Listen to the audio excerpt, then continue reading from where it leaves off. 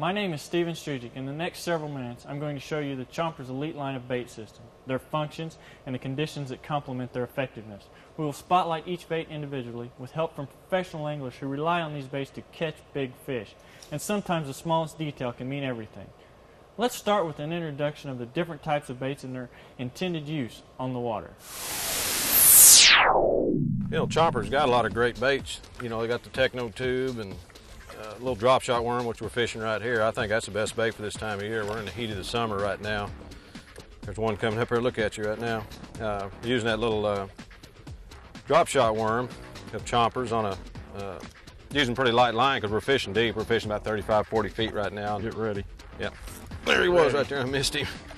Man, that's the thing about seeing him on the graph, he used to jerk too early, but he did hit it, he had it. But that little worm of Chompers, that little drop shot worm, you know, he's got a lot of different colors that work, but in this clear water, the one we found best work is plum or that watermelon red purple flake, or just the watermelon worm. Works really well in this clear water.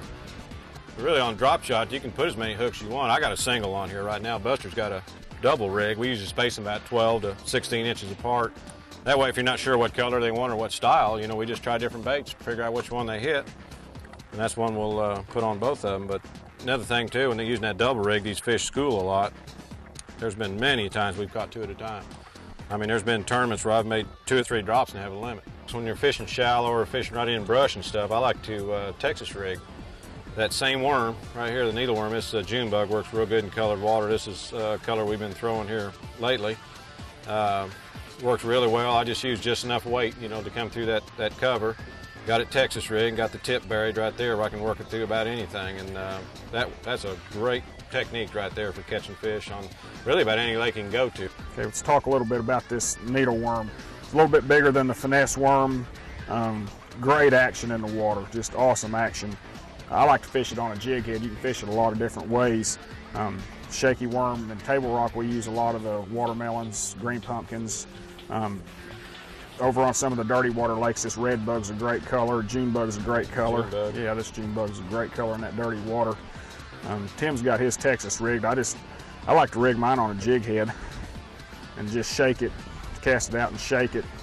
Key to this drop shots for that hook to be facing up. Yeah, just like that. It's got to be up. If it's down, you'll miss half the fish about it. And also the worm won't sit out. The worm will lay down next to the line. The whole key to getting these fish to bite is to get that to look natural. Whenever that hook's facing up, the worm will stick out horizontally instead of up and down.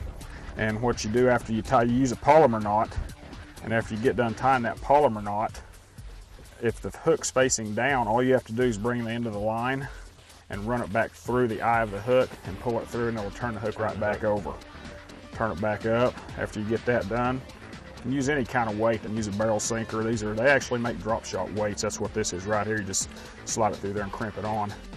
And that's basically it right there. Got this Chompers 1/4 ounce head, which is very weedless. The way they've got this designed, it slides right through the rocks and through the brush. You get snagged up some, but not near as much as you will with a lot of the other jig heads. They won't hit the chomper worm, they won't hit nothing. I mean, shed down there now, I can't hardly see.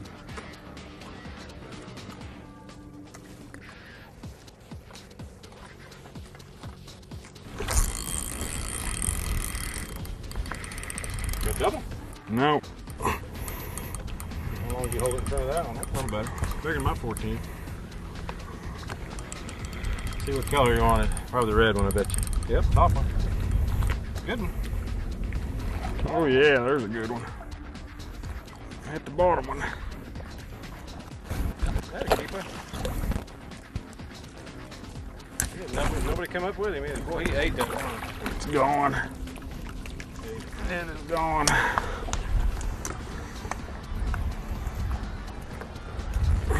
You get that many of them, look at it, nothing hit it, then one will swallow. And we just swallowed it.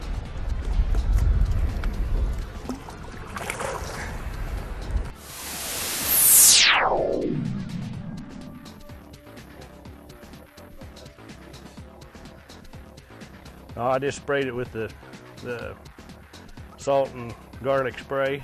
That's a kind of a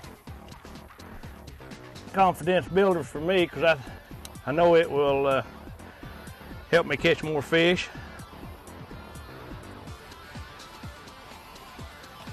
I'm fishing this Techno tube right now with a Chompers brush jig. It's a 1/2 ounce jig. Fits in the head of it with it's got the brush weed guard on it. Looks a lot like a regular jig. Anyway, we'll see if we can catch one off this log right here. I have three different ways we usually rig these. We Texas rig them,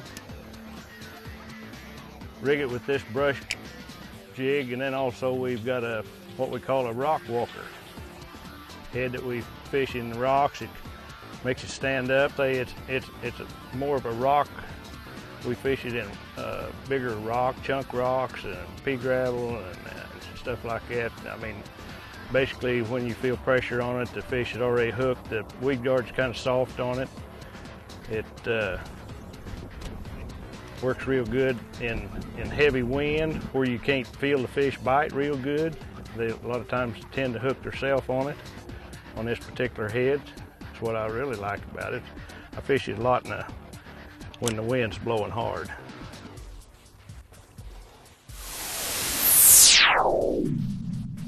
It's going to be the new 1/2 ounce Bill Davenport Special, or in other words, they're going to call it the Davenport Special Chomper jig is making, in a 1/2 ounce size right here.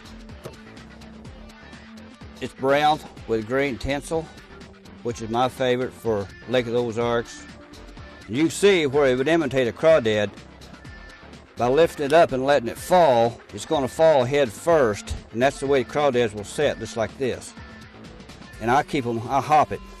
And you look at it in the water, it's really got the sparkle to it when you put it in the water.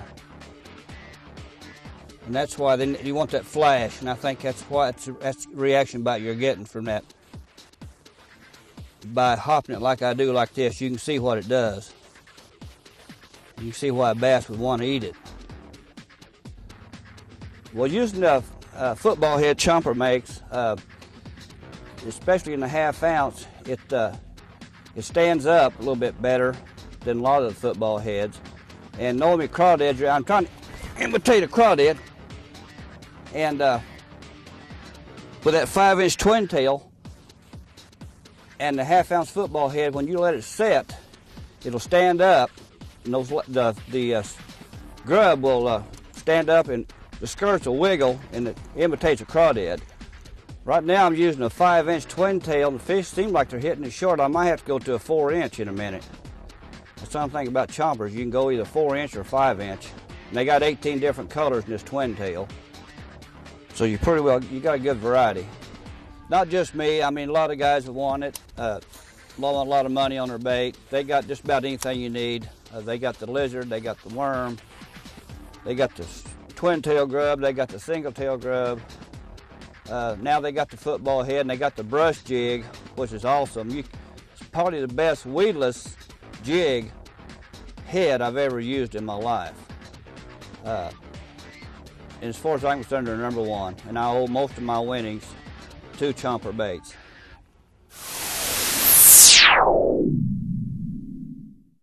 As you can see, the versatility of these baits, coupled with a wide array of colors and high-quality components, give a definite advantage and opportunity to catch more fish. When it comes to manufacturing and developing Chompers bait systems, there is never a question of consistency or quality, so pick a color and get it wet and get ready to catch more fish.